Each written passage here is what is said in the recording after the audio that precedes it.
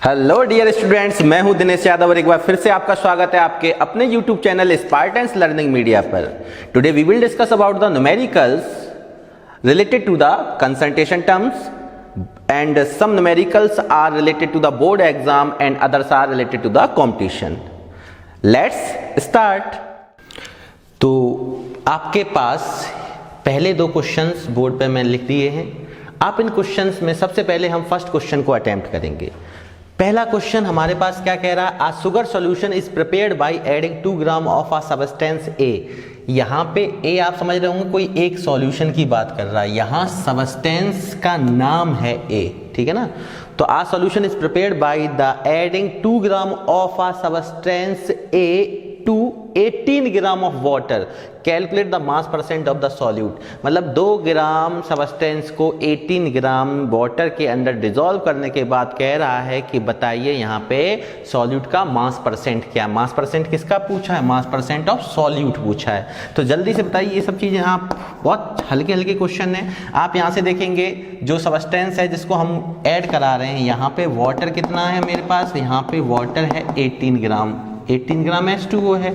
और जो substance A है, एक्चुअली A अभी ये सॉल्वेंट को रिप्रेजेंट नहीं कर रहे हैं हम, यहाँ पे ये सॉल्यूट है। ये क्या है, सॉल्यूट। सब्सटेंस का नाम दिया है A, ठीक है, ये सॉल्यूट है और ये मेरा पास क्या है, सॉल्वेंट है, ठीक है ना। तो जल्दी से देखें, जो सब्सटेंस A है उसका अमाउंट कितना है 2 ग्राम और इसका अमाउंट जिसमें डिसॉल्व किया जा रहा है वो कितना है 18 ग्राम। तो यहाँ से हम लोग लिख सकते हैं, क्या लिख सकते हैं, जल्दी से बताइए कि वेट ऑफ सॉल्यूट को हम 2 से रिप्रेजेंट कर रहे हैं, सॉल्यूट को सॉल्वेंट से 1 से रिप्रेजेंट करेंगे तो ए बी का यहाँ पे केस खत्म हो जाएगा। तो यहाँ पे W2 कितना है 2 ग्राम, वेट ऑफ सॉल्यूट जो सब्सटेंस ए है, और वेट ऑफ सॉल्वेंट W1 कितना है, W1 है 18 ग्राम।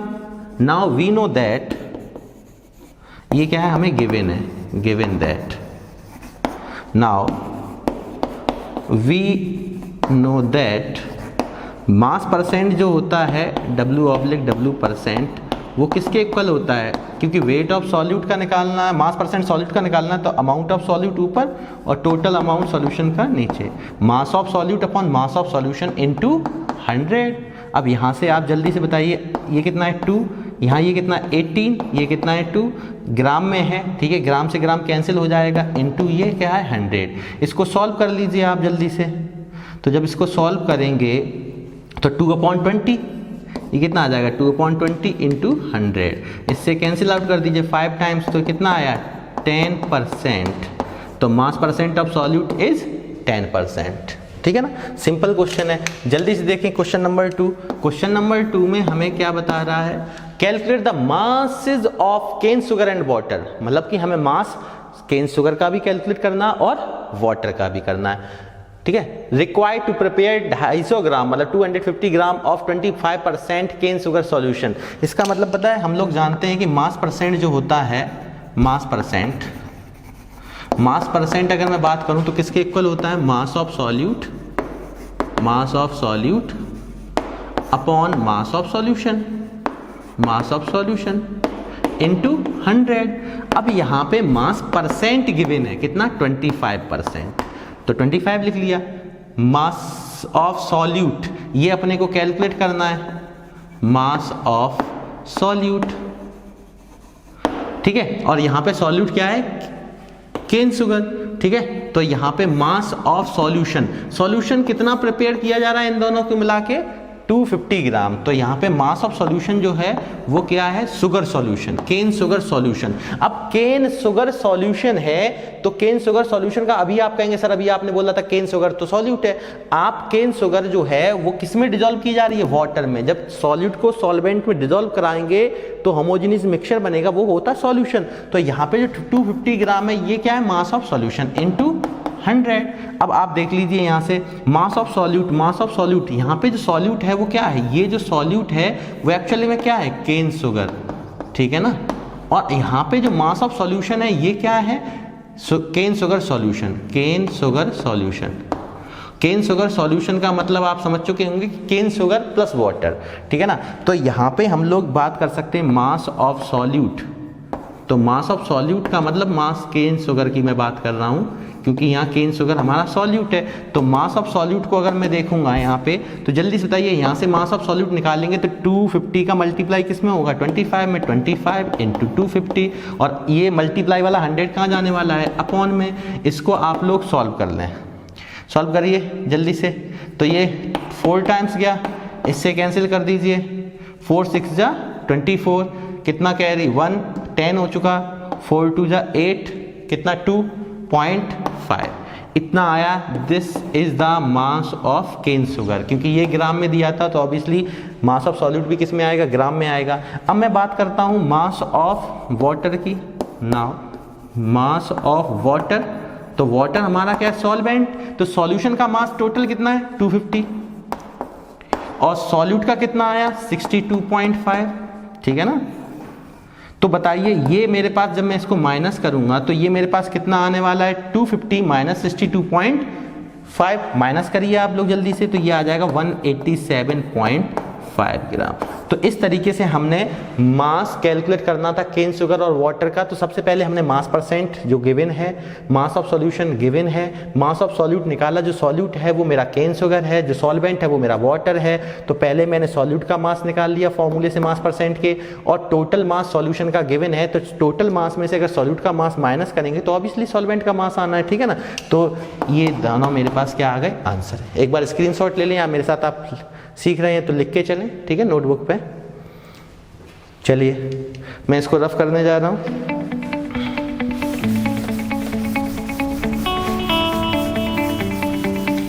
कापी और पेन हमेशा मैं वो कहता रहता हूं आप लेके पढ़ें, क्योंकि देखने से न्यूमेरिकल्स या कोई भी थ्योरी नहीं आएगी, आपको लिखना पड़ेगा, बैठ के रिवाइज करना पड़ेगा, तब आपकी बोर्ड एग्जाम की प्रिपरेशन होगी या कंपटीशन की। अब हम लोग देखेंगे 2 और क्वेश्चंस को। थर्ड क्वेश्चन क्या कह रहा है, calculate the molarity of NaOH। पहले 2 क्वेश्चंस हमने मास परसेंट के किए, अब हम लोग मोलैरिटी से रिलेटेड क्वेश्चन करेंगे। तो calculate the molarity of sodium hydroxide prepared by the dissolving 4 gram in enough water to form 250 ml of the solution. तो देखिए यहाँ कैलकुलेट क्या करना है, मोलैरिटी। मोलैरिटी क्या कहती है, it is defined as the number of moles of solute present in 1 litre of solution. तो पहले हमें क्या क्या गिवन है, अगर मैं इसकी बात करना चाहूँ तो गिवन दैट, क्या गिवन है, सोडियम हाइड्रोक्साइड 4 ग्राम। तो इसका मतलब क्या है कि यहाँ पे वाटर लिया गया है एज अ सॉल्वेंट, और यहाँ पे सोडियम हाइड्रोक्साइड को इनफ वाटर में डिजॉल्व किया जा रहा है, जिसका अमाउंट 4 ग्राम है। और जो सॉल्यूशन प्रिपेयर हो रहा है, जो सॉल्यूशन प्रिपेयर हो रहा है सोडियम हाइड्रोक्साइड का, तो जो NaOH सॉल्यूशन बना है, ये सॉल्यूशन कितना वॉल्यूम दिया है, वॉल्यूम ऑफ NaOH 250 ml। तो ध्यान देने वाली बात ये है कि अगर मैं बात करूँगा वेट ऑफ सॉल्यूट, तो वेट ऑफ सॉल्यूट कितना है 4 ग्राम, वॉल्यूम ऑफ सॉल्यूशन कितना है 250 ml। अब बात समझें, मोलैरिटी क्या कहती है, we know that molarity equal number of moles of solute present in 1 litre of solution in litre, और ये किस में होता है, इन मोल। तो आप यहाँ से मेरे को बताएं नंबर ऑफ मोल्स कैसे निकालते हैं, weight upon its molecular weight into volume of solution in litre. तो आप मेरे को एक चीज़ बताइए, यहाँ पे लीटर में ही होता है आप जानते हैं। तो सबसे पहले मुझे क्या करना होगा कि यहाँ से मेरे पास 250 ml को मैं क्या कर सकता हूँ लीटर में। अगर मुझे यहाँ पे ml में वैल्यू गिवन है, सपोज करो ml में दिया हुआ है, तो हम लोग क्या करते थे, फॉर्मूले में 1000 से मल्टीप्लाई करते थे, ठीक है ना। थोड़ा सा हौच पौच हो रही है तो मैं इसको थोड़ा सा इधर लिख ले रहा हूँ। तो यहाँ ध्यान दें, सबसे पहले मैं साइड में निकाल ले रहा हूँ, ठीक है। Number of moles of solute क्या कहता है, weight of solute upon its molecular weight. अब मॉलिक्यूलर वेट की मैं अगर बात करूँ तो मॉलिक्यूलर वेट किसका निकालना, NaOH का। तो NaOH का अगर आपको निकालना, तो सोडियम कितना 1, तो 23 होता है इसका एटॉमिक मास, प्लस ऑक्सीजन कितना होता है 16, हाइड्रोजन कितना होता है 1। तो अगर मैं इसको ऐड करूँगा तो ये कितना आ जाएगा 16, 17, 23, ये हो गया 40 ग्राम पर ml। तो 40 ग्राम पर ml, ये 40 यूनिट आ गया आपके पास। तो ये वेट अपने को कितना दिया है 4, और ये कितना आया है 40, तो ये कितना आ गया 1/10। ठीक है ना। तो नंबर ऑफ मोल्स आ गए अपने पास 1/10। वॉल्यूम कितना दिया है 250 ml। 250 ml को अगर आप कन्वर्ट करना चाहें तो 250 अपॉन क्या कर देंगे 1000, यहाँ से कैंसिल हो गया 1/4, तो यहाँ पे ये वॉल्यूम कितना आया 1/4 लीटर, ठीक है। तो ये आया 1/10 मोल, ये किस में आएगा मोल, ठीक है, ये आया लीटर में, तो यहाँ पे ये आया मोल में। तो ध्यान दें क्या आने वाला है अपने पास, 4 ऊपर जाएगा 10 इतने मोल पर लीटर, दैट इज इक्वल 0.4 मोल पर लीटर। और 0.4 मोल पर लीटर को हम लोग 0.4 एम मतलब मोलर कंसंट्रेशन, तो मोलरिटी को हम लोग एम से लिख सकते हैं, या यूनिट क्या होती है number of moles by volume of solution in litre, तो मोल पर लीटर। तो दिस इज द आंसर। अब मैं बात करता हूँ calculate the molarity of pure water. बहुत पहले कंपटीशन में भी आ चुका है और एकेडमिक में भी काफ़ी अच्छा क्वेश्चन बनता है। सबसे पहली बात तो यहाँ पे कुछ दिया नहीं गया है। अब आपको ध्यान क्या रखना है वो ध्यान दें कि प्योर वाटर की मोलरिटी पूछी है। एक्चुअली मोलरिटी पूछे तो मोलर कंसंट्रेशन भी ध्यान रखना, कहीं कहीं मोलर कंसंट्रेशन वर्ड भी लिख देता है, कैलकुलेट द मोलर कंसंट्रेशन, तो molar concentration that means molarity, और कैलकुलेट द नॉर्मल कंसंट्रेशन लिखा हो तो नॉर्मेलिटी, ठीक है ना। तो मोलर कंसंट्रेशन या मोलरिटी आपको कैलकुलेट करनी प्योर वाटर की, कुछ भी गिवन नहीं है। तो मोलरिटी तो क्या कहती है कि अगर मोलरिटी कैलकुलेट करना चाहोगे तो number of moles of solid present in 1 litre of solution, ध्यान रखना। तो ये अपने को पता है, ये फॉर्मूला होता है, इसके अलावा अपने को कुछ नहीं दिया गया। और क्या क्या जानते हैं हम प्योर वाटर के केस में, तो ध्यान रखना कि वॉल्यूम तो क्लियर है कि 1 लीटर में ही प्रेजेंट होते हैं number of moles, volume definite है, number of moles of solid present in 1 litre of solution, तो ये तो अपने को क्लियर है कि ये 1 लीटर है। अब बचा नंबर ऑफ मोल्स की बात, ये अपने को भी क्लियर नहीं है। तो नंबर ऑफ मोल्स निकालने के लिए नंबर ऑफ मोल्स कैसे निकालते हैं, इसको हम लोग इक्वेशन फर्स्ट लिख ले रहे हैं, ठीक है ना। नंबर ऑफ मोल्स की मैं बात करूं तो नंबर ऑफ मोल्स क्या कहता है, वेट अपॉन मॉलिक्यूलर वेट। अब बात आई मॉलिक्यूलर वेट और वेट, तो प्योर वाटर है, प्योर वाटर है तो सॉल्यूट सॉल्वेंट कुछ नहीं है, प्योर वाटर है तो यही क्या काम करेगा सॉल्यूट का, और यही सॉल्वेंट मतलब वाटर के केस में पूछ रहा है तो एक ही कंपोनेंट है, तो यही कंपोनेंट में वाटर है, तो वाटर का मॉलिक्यूलर वेट कितना होता है, तो मॉलिक्यूलर वेट ऑफ वाटर अगर मैं बात करूं तो कितना आ जाएगा, 2 हाइड्रोजन है 2 × 1 हाइड्रोजन का एटॉमिक मास और इसका 1 × ऑक्सीजन, तो ये आ जाता अपना 18 यूनिट, 18 यूनिट। तो ये भी अपने को कंफर्म है 18। अब पता है क्या बात आई, यहाँ ग्राम पर मोल भी लिख सकते हैं यूनिट, ठीक है, या यू बना सकते हैं। अब वेट ऑफ सॉल्यूट नहीं पता, मतलब वाटर का वेट नहीं पता है, तो ध्यान रखना ऑलवेज रिमेंबर दैट, ये चीज कभी कभी क्वेश्चन में दे देता है और कभी कभी नहीं देता है। प्योर वाटर के केस में जैसे आपको टेम्परेचर ध्यान रखता है, क्या बॉइलिंग पॉइंट होता है, क्या फ्रीजिंग पॉइंट होता है, वैसे ही आपको ध्यान रखना है कि डेंसिटी जो होती है वो कितनी होती है 1 ग्राम पर ml, कितनी, ऑलवेज रिमेंबर दैट।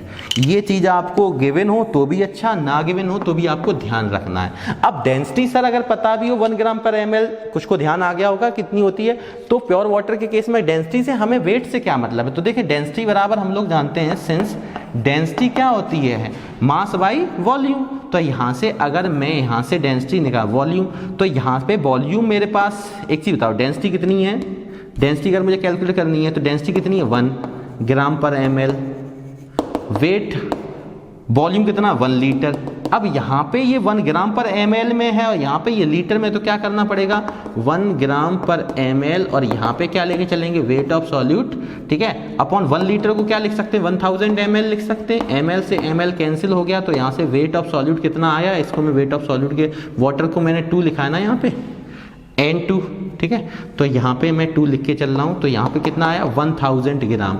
यहाँ से ध्यान रखना प्योर वाटर के केस में जितना वॉल्यूम होता है उतना ही उसका क्या आता है, वॉल्यूम का मतलब 1 लीटर है, तो 1 लीटर का मतलब 1000 ml, तो 1000 ग्राम आ गया, और किलोग्राम में करोगे तो 1 किलोग्राम आ जाएगा। तो ध्यान रखना कि वाटर के केस में डेंसिटी अपने को पता है 1 लीटर, हमेशा मोलरिटी कंसंट्रेशन यूनिटी में लेके चलते हैं, 1 लीटर ऑफ सॉल्यूशन में प्रेजेंट होता है सॉल्यूट का अमाउंट, तो यहाँ पे 1 लीटर का मतलब 1000 ml, ml से ml कैंसिल हुआ, यहाँ से वेट कितना आ गया 1000 ग्राम।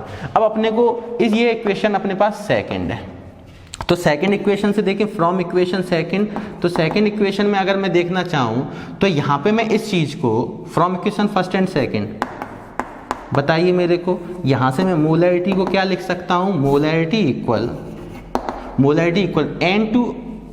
N2 की जगह पे मैं क्या लिख सकता हूँ W2 अपॉन 18, ठीक है, और अपॉन में वॉल्यूम कितना था 1 लीटर, तो ये चीज़ मेरी क्या है मोल, भाई नंबर ऑफ मोल्स को लिखा वेट अपॉन मॉलिक्यूलर वेट, और वेट कितना आया अभी 1000, ठीक है, ये आया। अब ये ग्राम में है, आप कहेंगे मोल कैसे आ गया, ये तो ग्राम में है, तो ध्यान रखना अगर ये ग्राम में है, ठीक, और 18 ग्राम पर मोल में है, अभी मैंने आपको बताया 18 किस में है, ग्राम पर मोल में, और ये 1 लीटर में है।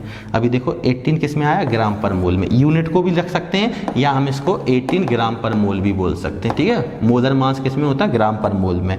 तो यहाँ से आप देखेंगे ग्राम से ग्राम कैंसिल हुआ तो मोल कहाँ पहुँचेगा, ऊपर। अब 18 से 1000 में आप डिवाइड करके देखेंगे तो ये कॉन्स्टेंट वैल्यू वैसे भी आपको ध्यान रखनी है आगे के लिए, कितनी आती, 55.55 समथिंग, तो ये इतना आएगा मोल पर लीटर। तो मोलर कंसंट्रेशन की जो वैल्यू आई वो कितनी आई, इतने मोल पर लीटर। और वैसे भी कई बार ऑब्जेक्टिव क्वेश्चन भी बनता है कि प्योर वाटर के केस में जो मोलर कंसंट्रेशन होता है वो हमेशा ध्यान रखना कितना आता है, 55.5 मोल पर लीटर।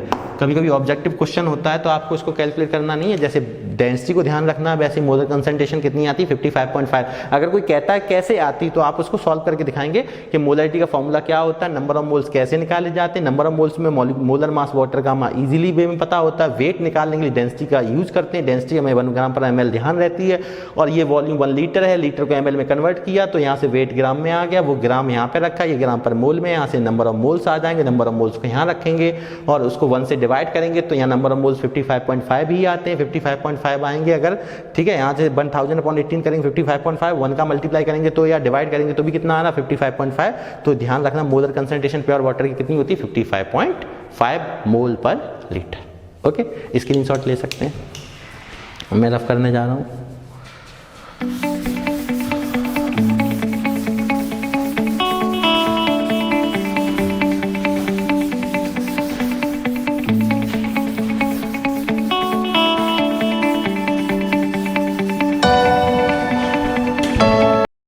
अब हम लोग देखेंगे क्वेश्चन नंबर 5 और 6 को, तो बहुत ही प्यारे क्वेश्चन है दोनों, तो जल्दी से देखते हैं। क्वेश्चन नंबर 5 क्या कह रहा है, calculate the normality and molarity of a solution of oxalic acid containing 12.6 gram of acid in 500 ml of the solution. बहुत देखो सिंपल क्वेश्चन है, पर एक्चुअली इसमें क्या समझ के रखना है अपने को वो देखते हैं। सबसे पहले इसको मैं सॉल्व कर रहा हूँ।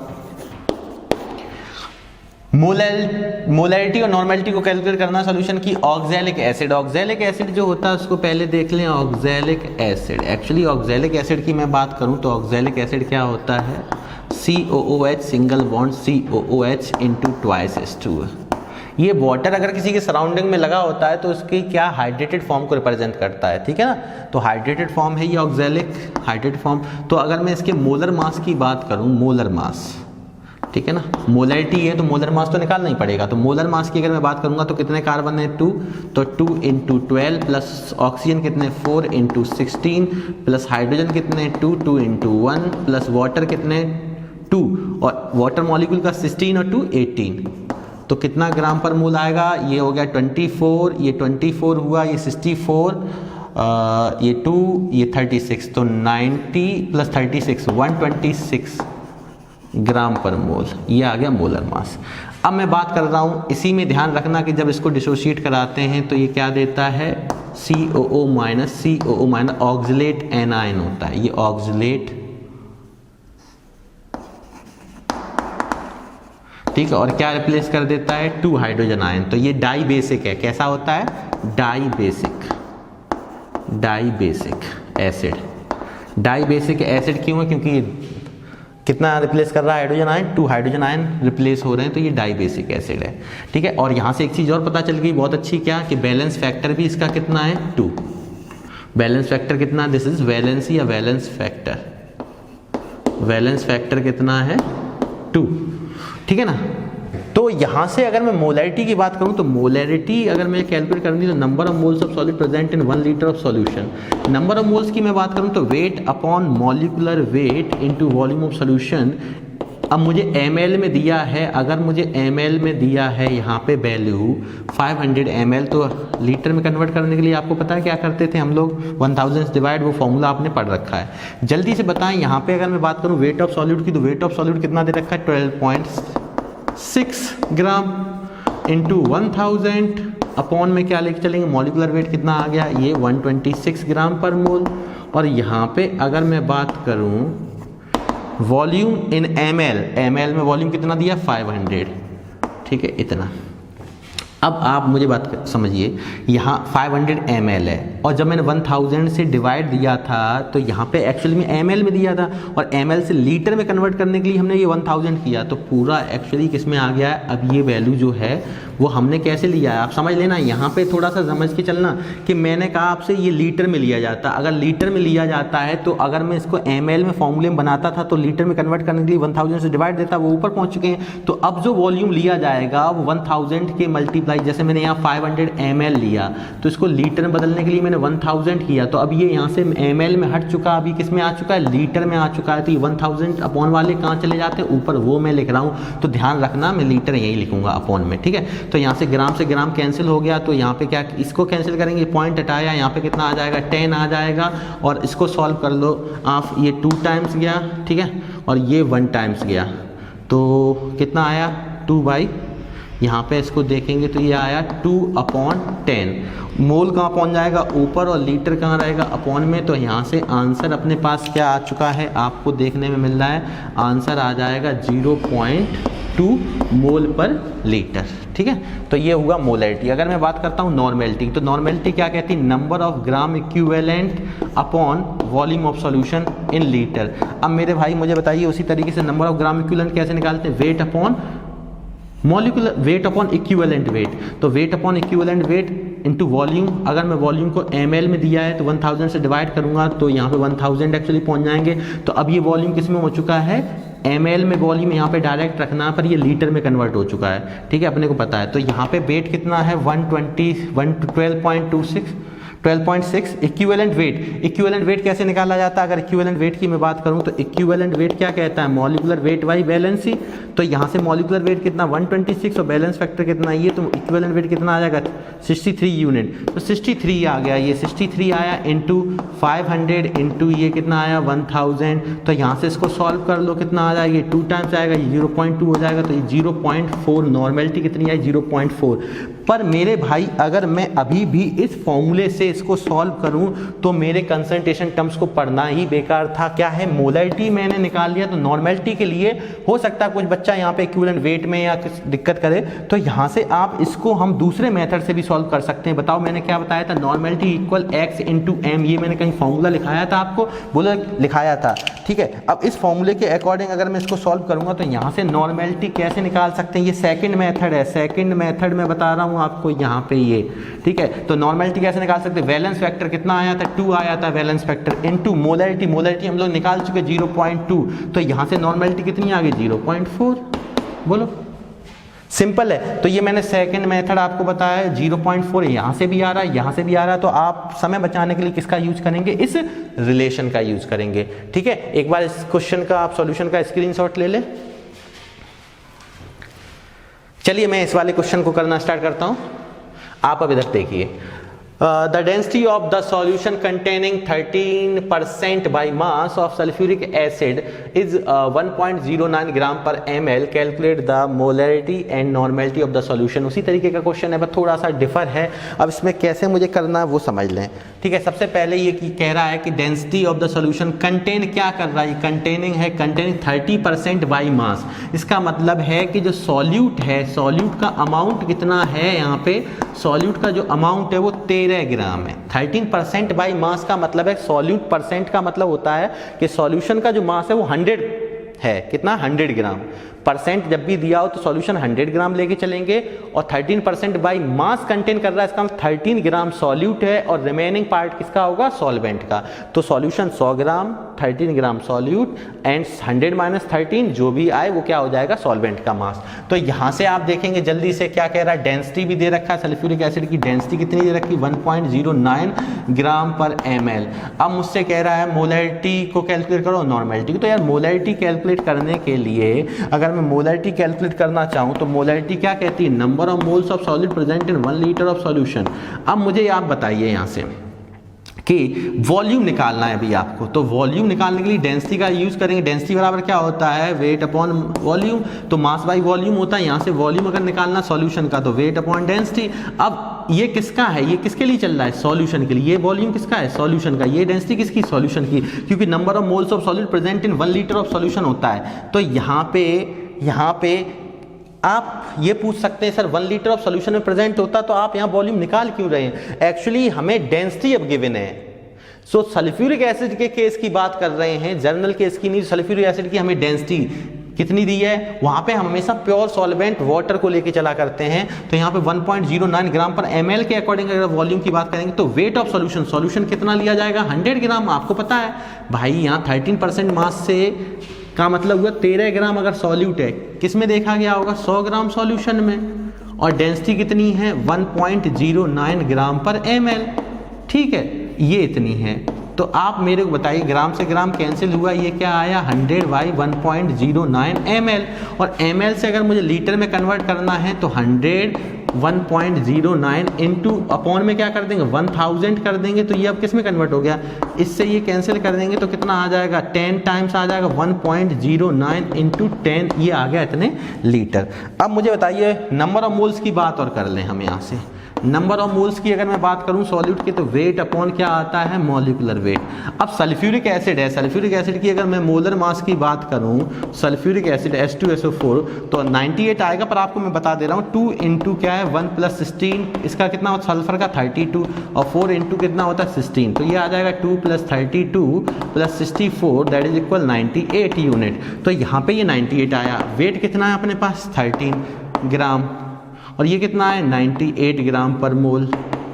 तो यहाँ से ये कैंसिल हो गया। तो नंबर ऑफ मोल्स कितने आ गए 13/98, ये मोल ऊपर जाएगा तो इतने मोल हो चुका है। वॉल्यूम कितना आया लीटर में इंटू 1, वॉल्यूम कितना है 1/1.09 इंटू 10, ये लीटर में आया। तो अब इसको सॉल्व कर लें आप लोग। 13, ये कितना हो गया 13, और यहाँ पे आ गया 98। ये चीज़ कहाँ पहुँचेगी ऊपर की ओर, तो 10 इंटू 1.09 अगर यहाँ आ गया आपका तो ये मोल पर लीटर यूनिट चल रही है। ठीक है, इस चीज़ का ध्यान देना। तो यहाँ से आप कैलकुलेट करें, इसको सॉल्व करें जल्दी से। तो इसको जब आप सॉल्व करेंगे तो ये कितना हो गया 1.09 है, 13 ये 130 हो जाएगा। इसका अप्रोक्सीमेट जो मोलैरिटी आएगी आपकी वो 1.445 मोल पर लीटर आएगी। ठीक है, अब बात आई मैं यहाँ से चाहूँ तो इक्विवेलेंट, मैं नॉर्मलिटी भी निकाल सकता हूँ। नॉर्मलिटी क्या कहती है, number of gram equivalent volume of solution 1 litre. तो वॉल्यूम ऑफ सॉल्यूशन तो यही यूज होगा। नंबर ऑफ ग्राम इक्विवेलेंट में केवल क्या करते थे हम, वेट अपॉन इक्विवेलेंट वेट लेते थे। तो वेट तो यही आ जाएगा इक्विवेलेंट वेट के लिए 98 अपॉन बैलेंस फैक्टर, और बैलेंस फैक्टर सल्फ्यूरिक एसिड में 2 H आयन वहां से भी रिप्लेस होंगे तो क्या आ जाएगा 2, तो 98/2 तो 49 आ जाएगा। मतलब यहाँ पे केवल 49 लेके चलना, तो ये क्या आ जाएगा यहाँ पे equivalent weight number of gram equivalent आ जाएंगे, तो यहाँ 49 चलेगा अपने पास। तो यहाँ से हमारे पास नॉर्मलिटी भी आ जाएगी 2.89 की समथिंग। पर हम लोग इतना लंबा चौड़ा मेथड क्यों लगाएं, अब हम इजीली अगर मोलैरिटी आ गई तो relation normality into x into molarity हम लोग जानते हैं। तो नॉर्मलिटी कैसे निकाला, एक्स का मतलब balance factor, balance factor sulphuric acid हर कोई जानता है ये कैसे देता है 2H आयन प्लस का सल्फेट आयन, मैक्सिमम चार्ज देख लो, बैलेंस फैक्टर कितना होगा 2, चाहे कैटायन देखें चाहे एनायन देखें। यहाँ से मोलैरिटी कितनी आई 1.445, मल्टीप्लाई करो 2 5 जा 10, 2 4 जा 8, 2 4 जा 8 1 9, और ये 2 4 जा 8.2, ये इसकी क्या आ गई नॉर्मलिटी। तो this is normal concentration, this is molar concentration. तो ये अपने पास क्वेश्चन है, इसका भी आप स्क्रीनशॉट ले लें। बहुत प्यारे क्वेश्चन है। ठीक है, मैं रफ करने जा रहा हूँ।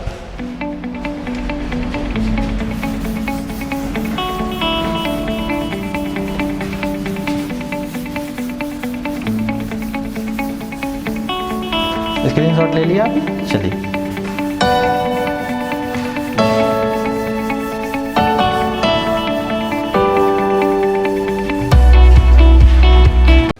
अब हम लोग देखेंगे क्वेश्चन नंबर 7 और 8। तो क्वेश्चन नंबर 7 और 8 को जल्दी से देखते हैं क्या कह रहा है। Question number 7, calculate the molality of 3M।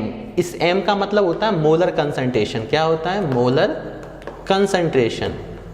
Capital M किसको रिप्रेजेंट करता है, कैपिटल M रिप्रेजेंट करता है मोलैरिटी को, तो ये क्या है, मोलैरिटी कितनी दी गई है 3, या मोलर कंसंट्रेशन बोल सकते हैं of NaCl whose density is 1.25 gram per ml। तो देखो वैसे तो क्वेश्चन में क्या है, डेंसिटी अपने को दी गई है, मोलैरिटी दी गई है, तो आप डेंसिटी वाले फॉर्मूले से सबसे पहले मास ऑफ सॉल्यूशन निकालेंगे, मास ऑफ सॉल्यूशन से मास ऑफ सॉल्यूट को माइनस करके मास ऑफ सॉल्वेंट पहुंचेंगे, फिर वहां से आप क्या करेंगे, मोलैरिटी का फॉर्मूला लगाएंगे, number of moles present in 1 kg of solvent, वहां से वेट ऑफ सॉल्वेंट को रखेंगे, तो वेट ऑफ सॉल्वेंट आप रखने के बाद वहां से क्या करेंगे, वेट अपॉन मॉलिक्यूलर वेट से नंबर ऑफ मोल्स निकालेंगे, तो काफ़ी लेंथी होने वाला है प्रोसीजर से।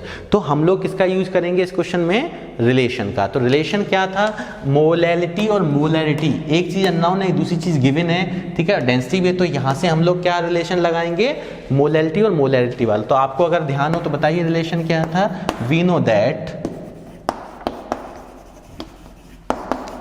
क्योंकि रिलेशन का यूज भी कर लें, क्योंकि रिलेशन हम लोग पढ़ चुके हैं, तो हम लोगों को पता है कि डेंसिटी ऑफ सॉल्यूशन क्या कहता था, density of solution equal molarity in bracket 1 upon molarity plus molecular weight of solute upon 1000। आपको अगर ध्यान हो तो मैंने इसको रिलेशन को आपको पिछली वीडियो में पढ़ाया था। तो डेंसिटी, अब यहाँ से एक्चुअली मुझे मोलैलिटी निकालनी है, तो हम क्या करेंगे, मोलैलिटी को एक साइड कर लेंगे। तो यहाँ से क्या आना है, आप देखें, इसको मैं ऐसे भी लिख सकता हूँ क्या, 1 अपॉन मोलैलिटी, 1 अपॉन मोलैलिटी मैंने यहीं रखा। तो मोलैलिटी को क्या करूँगा मैं, कल मैंने की फॉर्म, ये फॉर्म इसको मॉडिफाई करके भी मैंने बताया था पिछले वीडियो में। तो डेंसिटी अपॉन मॉलिक्यूलर वेट आया, इसको यहीं रखा, ये माइनस में आ जाएगा, तो ये आ गया। अब आसानी से क्या है, मेरे को मोलैलिटी निकालना है, तो पहले सॉल्व कर लें जल्दी से। डेंसिटी कितनी दे रखी है, 1.25, मोलैरिटी कितनी दे रखी है, मोलैरिटी कितनी, 3, minus molecular weight of NaCl का मॉलिक्यूलर वेट बताइए। NaCl का जब हम निकालेंगे मॉलिक्यूलर वेट तो कितना आ जाएगा, 23 आएगा, Na 1 है, Cl भी 1 है, 35.5, तो ये कितना आ जाएगा 58.5, ये इतना आ जाएगा, ठीक है। तो ये आया 58.5 अपॉन 1000। आपको मोलैलिटी निकालनी है, तो आप मेरे को बताएं कि 1 अपॉन मोलैलिटी, 3 से आप इसमें डिवाइड दीजिए, कितना आ जाएगा, अगर 3 4 जा 12 होता है तो ये आ जाएगा 0.416। इसमें 1000 से डिवाइड कर दीजिए, तो 1000 से डिवाइड करेंगे, पहली बात तो ये यहाँ से पॉइंट हटेगा, 0 आएगा, 4 टर्म्स पहले इसको लगाएंगे, तो 5850, तो ये कुछ ऐसा आ जाएगा, 0 पॉइंट इतना।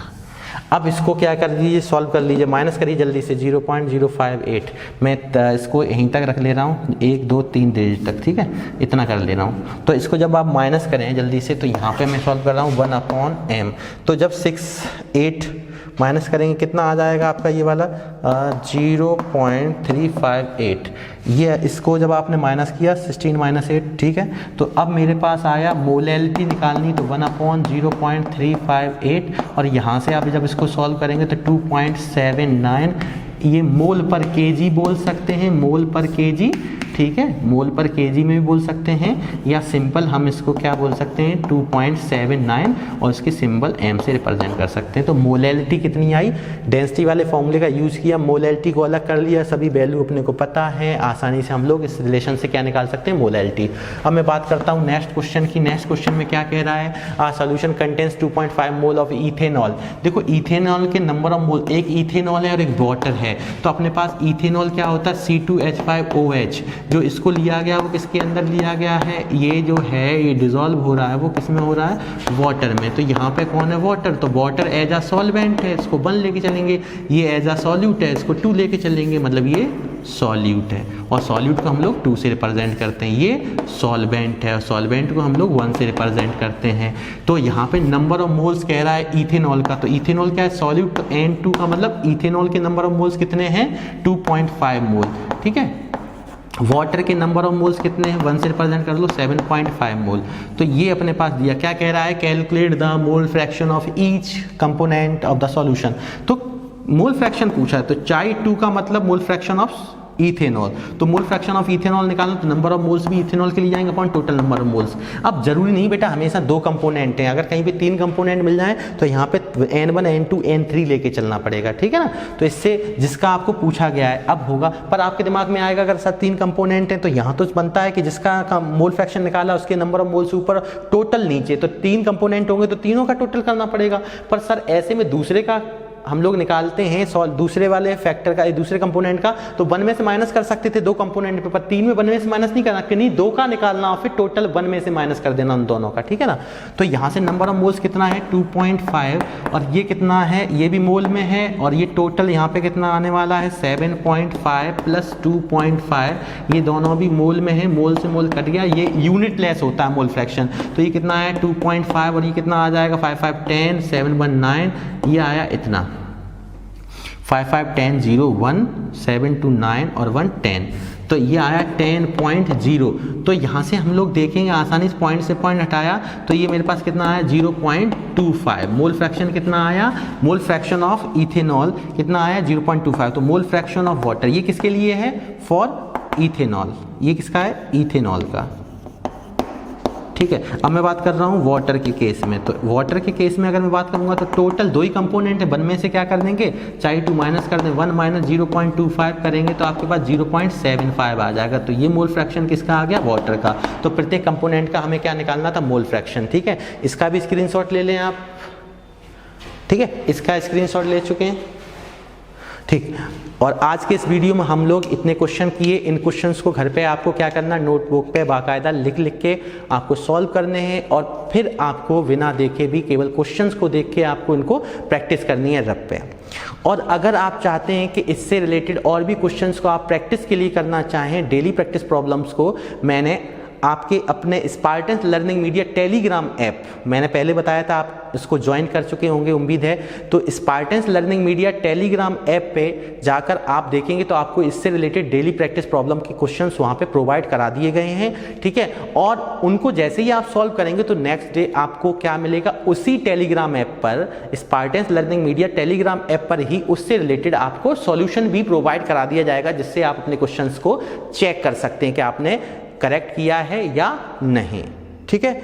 बात बाकी आप सब समझते हैं कि प्यारे बच्चों, सफलता के लिए आत्मविश्वास बहुत जरूरी है, और आत्मविश्वास के लिए तैयारी।